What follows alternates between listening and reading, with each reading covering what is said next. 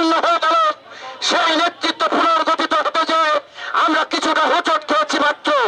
তার মানে এই নয় সারা বাংলাদেশ থেকে 5 লক্ষ সদস্য এই সংগঠন থেকে হারিয়ে গেছে।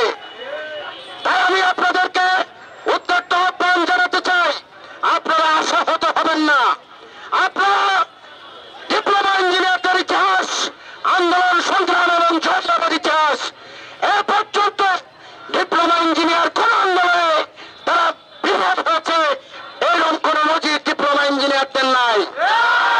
অংশ বিশেষ তুলে আমাদের তাদেরকে